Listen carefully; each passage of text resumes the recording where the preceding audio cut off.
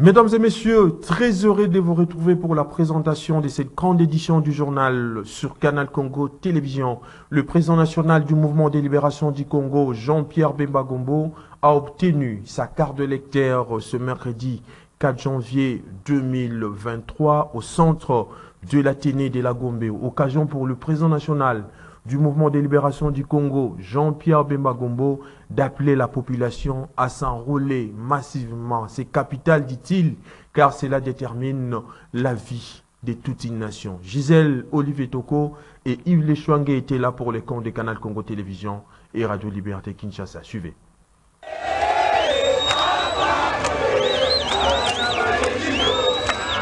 Déjà très tôt le matin, une foule immense des militants du mouvement de libération du Congo avait pris d'assaut l'enceinte de l'Athénée de la Gombe pour accueillir leur président Jean-Pierre Bemba Gombo qui venait obtenir sa carte d'électeur. 11 heures juste, le IUE national Jean-Pierre Bemba Gombo fait son entrée au centre d'enrôlement et d'identification de l'Athénée de la Gombe.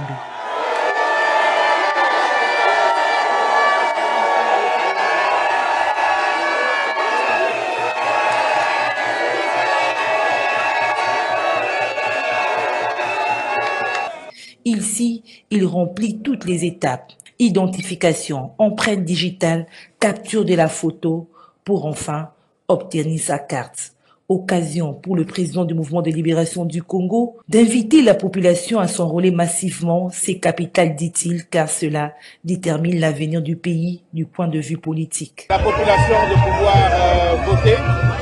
Et j'invite vraiment toute la population, bien sûr Kinshasa, mais toute la population dans toutes les provinces de s'enrôler massivement. C'est capital, l'enrôlement, ça détermine l'avenir du pays au point de vue politique, les choix des dirigeants. Et vraiment, c'est une opération que tous les Congolais devraient pouvoir s'imprégner et pouvoir effectuer. Vraiment, j'invite toute la population à s'enrôler, et massivement. C'est sous les ovations que le président du MLC, Jean-Pierre Bemba Gombo, a quitté le centre d'enrôlement de l'Athénée de la Gombe.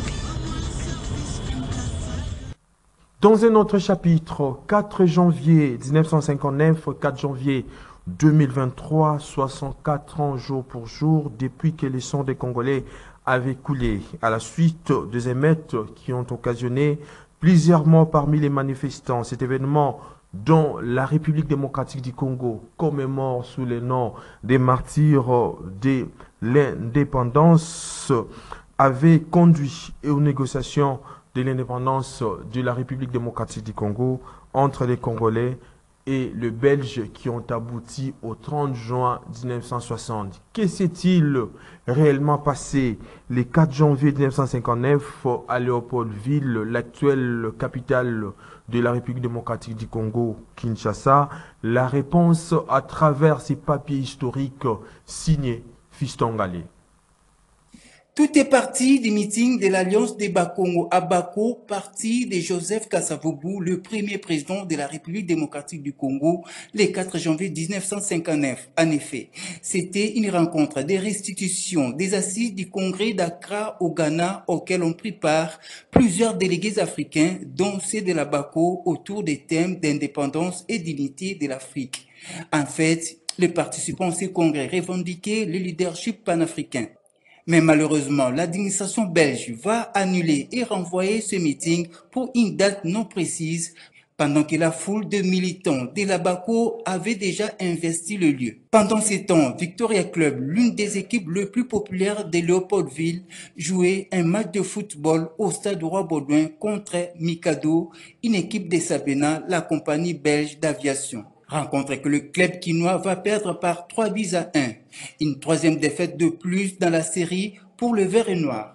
Déçus et mécontents, les supporters de Vert Club sur le chemin de retour croisent à la place MK le militant de la Bako, aussi mécontent du report du meeting de leur parti. La jonction de deux foules mécontentes va donner lieu à des révoltes populaires et spontanées pendant 3 jours. La répression coloniale est très brutale, 49 morts selon le bilan officiel, mais plusieurs sources vont au-delà, notamment la Bako qui avance des centaines de morts. Ces émeutes vont ouvrir la voie aux négociations qui conduiront à l'indépendance de la République démocratique du Congo une année et demie seulement, c'est-à-dire le 30 juin 1960. Toujours au sujet de la commémoration de cette date historique, le 4 janvier 1959, nos reporters ont rencontré le fils du fondateur de l'Abaco, Nzenza Landou, Edmond Jean-Marie Nzenza Landou, qui revient ici sur le fait, qui parle du rôle de l'Abaco sans lequel il n'y aura pas indépendance en République démocratique du Congo. Il est au micro de Dorcas Vani et Bob Zamba. Mon père était président fondateur. Il n'était pas président de la BACO au moment où Kazabou est président. Il était président fondateur. Donc c'était lui qui a fondé la BACO. Je vous dis une chose, et ça c'est très important. Sans Zezalandou Edmond, il n'y a pas la BACO. Sans la BACO, il n'y a pas de 4 janvier 59. Et sans cela, il n'y a pas l'indépendance au 30 juin 60. Donc c'est clair et net, c'est comme l'eau de source, madame. Parce que Nzezalandou doit évoluer jusqu'à sa mort. Il a toujours été, comment on appelle ça, député, ici, député. Et il était toujours dans la sphère de la politique. Comme je vous avais dit, il y a eu des hauts et des bas dans tout ce... Mais il était là. Et il est mort en 77. Pourquoi il est mort en 77? Mais il est mort en 77 pour la zarianisation. Parce que on a zarianisé ses biens à lui. En tant que Congolais, on ne pouvait pas le faire. Parce que mon père était associé avec des Allemands. C'est mon père qui a amené les Allemands ici. Et l'imprimerie, quand on dit imprimerie, ce n'est pas une petite boutique. C'était une grande affaire qui a plusieurs, comment on appelle ça encore, concessions dans l'Imété. Et des maisons, il y a plusieurs villas dans l'Imété. Donc ce n'était pas un petit homme.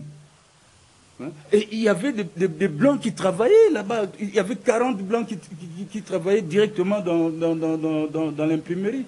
Mais il y a des autres qui étaient dans les... Il y a d'autres sociétés. Il y avait IMCO qui faisait l'import-export. Il y avait les ateliers de Zezalandou qui fabriquaient des meubles. Il y a beaucoup de choses.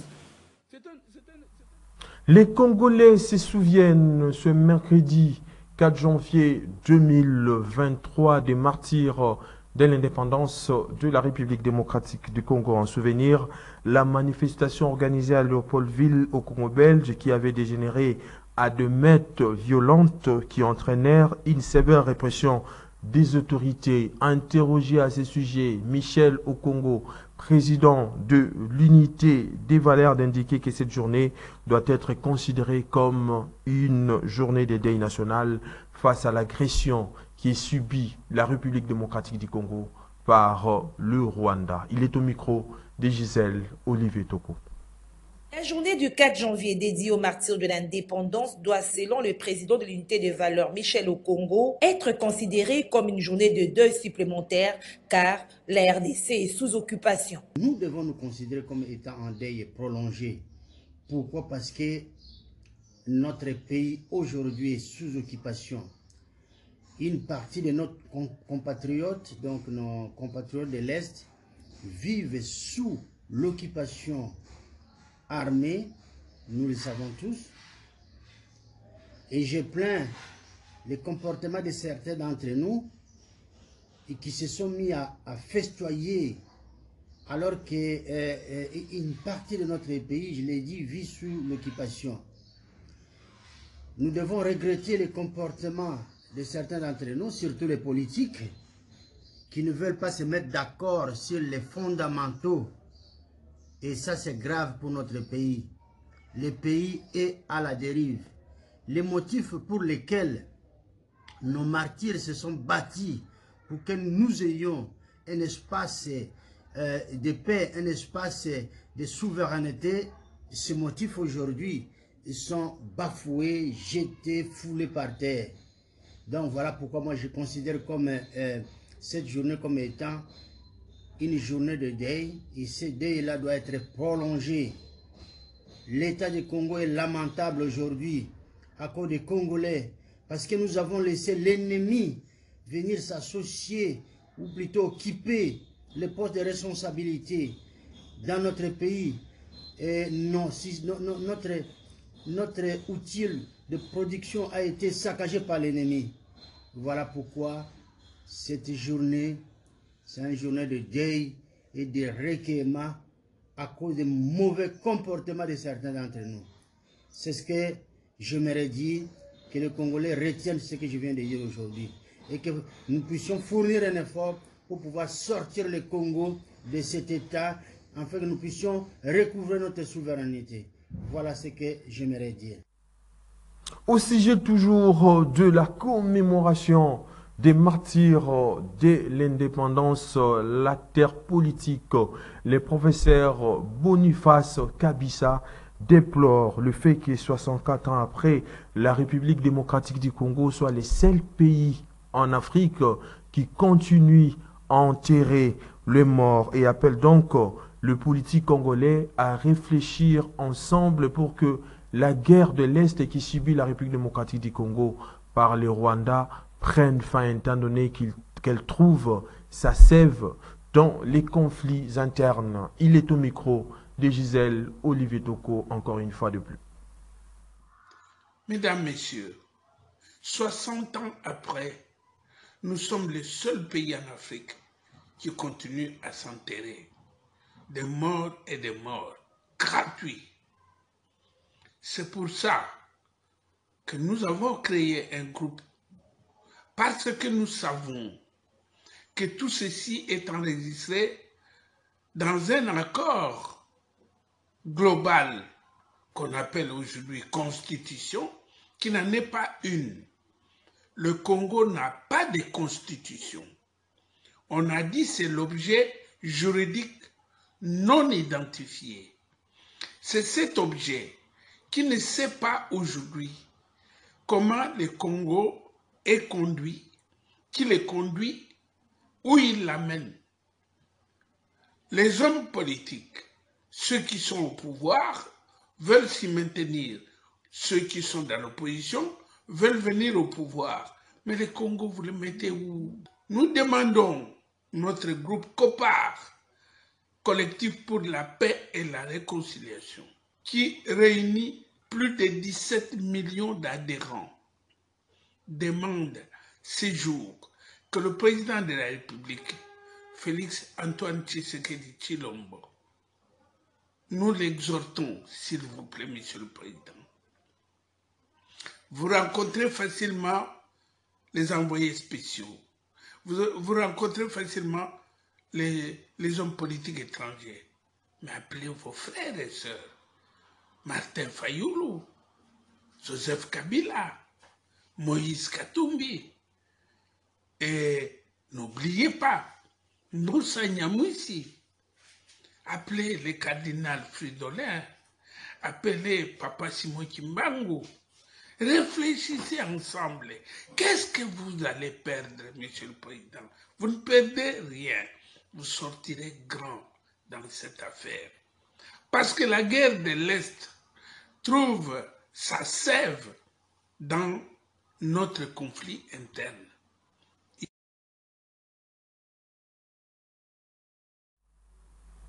Une autre réaction est celle du coordonnateur de la société civile Congo, mon pays, en rapport avec le martyr de l'indépendance. Babilou Mingu, le 4 janvier, est une journée de prise de conscience politique indispensable à une élite qui sera prête de créer au Congo des conditions de vie nécessaires à son épanouissement, à son développement et son édification pour l'Afrique. Il est au micro de Dorcas Vani et Bob Zamba.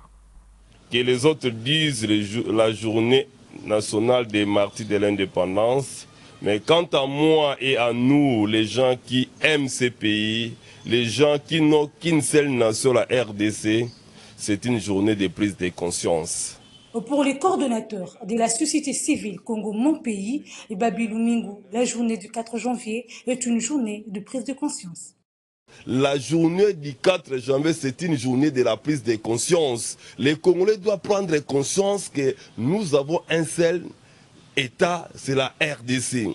Une seule nation. Le Congo, c'est notre pays. Et aujourd'hui, même le problème qui se passe à l'Est, il faut avoir la prise de conscience. Il faut que les Congolais prennent conscience. Et ces événements, les deux événements, le match de football et les meetings de la BACO ont amené les mouvements. Les peuples ont dit non, non, nous ne voulons plus dépendre aux colons, nous voulons prendre nos responsabilités. C'est-à-dire ils ont pris conscience. Et ces mouvements-là, ça fait les colons puissent tuer nos compatriotes. Madame, en passant, je regrette comment les Belges pouvaient venir réparer le dossier de la mort de Lumumba, sans réparer les bilans de morts, des cadavres de nos compatriotes qu'on a tués ce jour-là.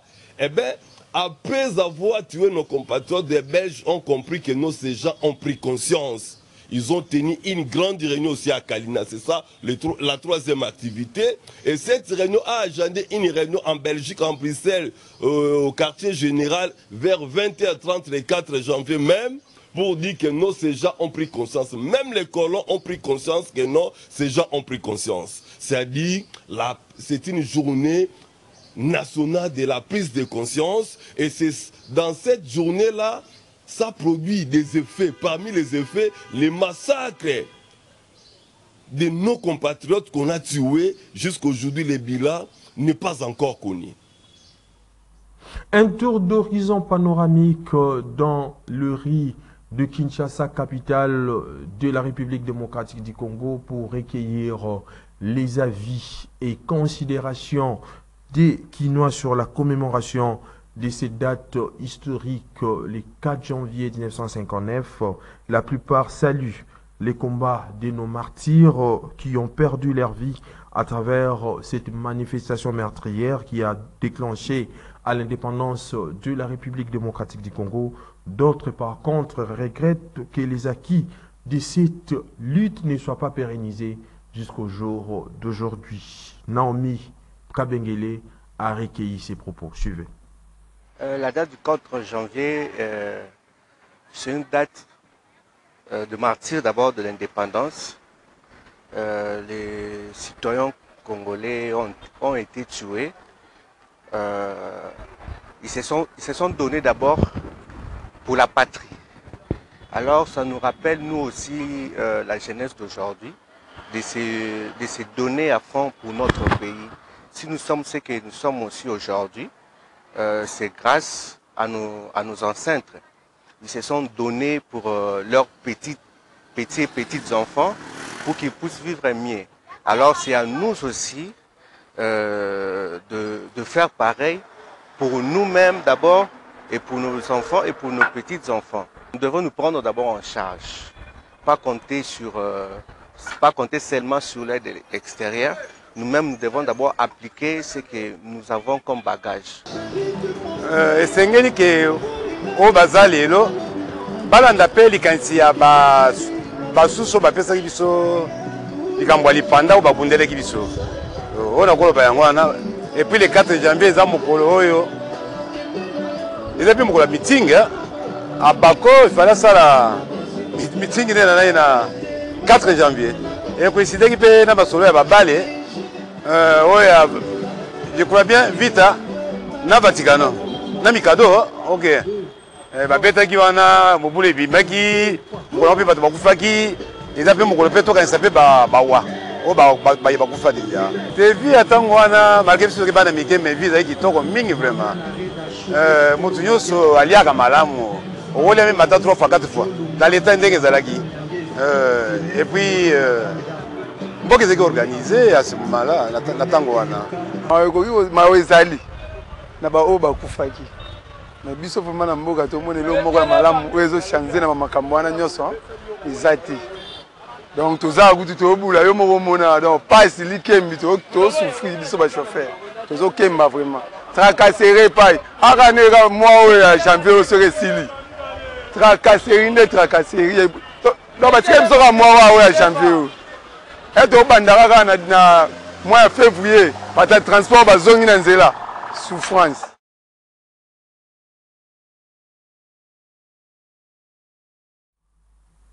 Opération d'identification et d'enrôlement des électeurs pour les élections qui se profilent à l'horizon en République démocratique du Congo.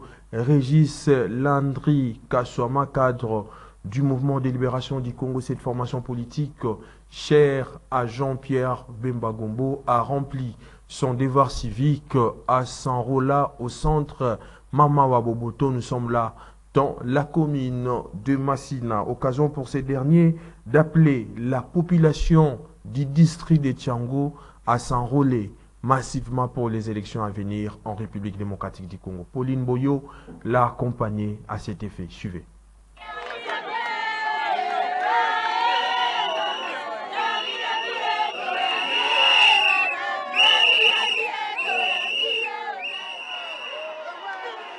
Quelques jours après les lancements par la Commission électorale nationale indépendante des opérations d'identification et d'enrôlement des électeurs, Régis Landry Kaswama, cadre au sein du mouvement de libération du Congo MLC de Jean-Pierre Bemba, a obtenu vendredi 30 décembre dernier depuis le centre d'enrôlement de l'école Mama Waboboto dans la commune de Massina, district de la Tchango, sa carte d'électeur. Régis Landry Kaswama a suivi tout le processus d'enrôlement en remplissant d'abord sa fiche d'identification avant de passer par la prise d'empreinte digitale jusqu'à l'obtention de sa pièce.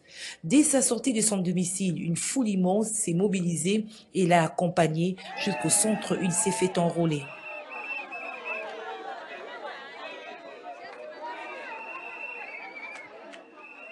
Profitant de cette occasion, le secrétaire national du MLC en charge des postes télécommunications, nouvelles technologies de l'information et de la communication, qui a prêché par l'exemple, a demandé à ses futurs électeurs de s'enrôler massivement pour être capables de voter le 20 décembre prochain.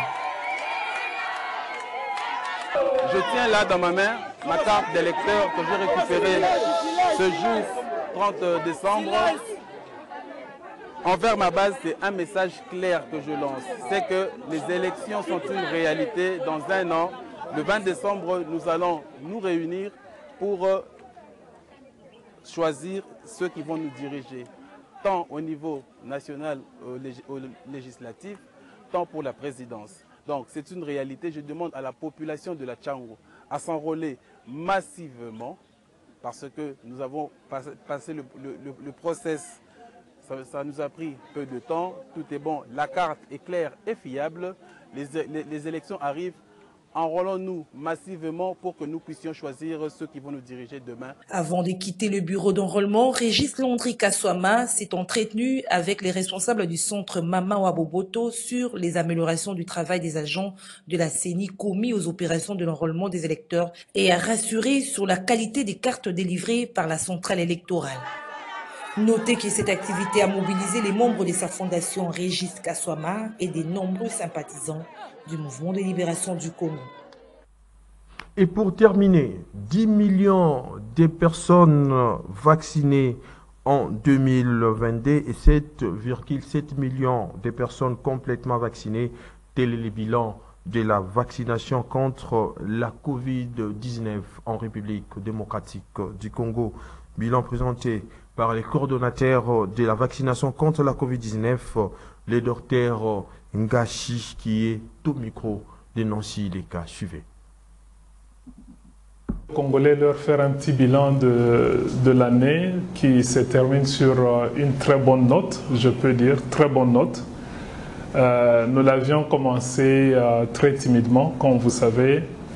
Je disais l'autre fois qu'on était encore à 879 000, je pense, en fin mars.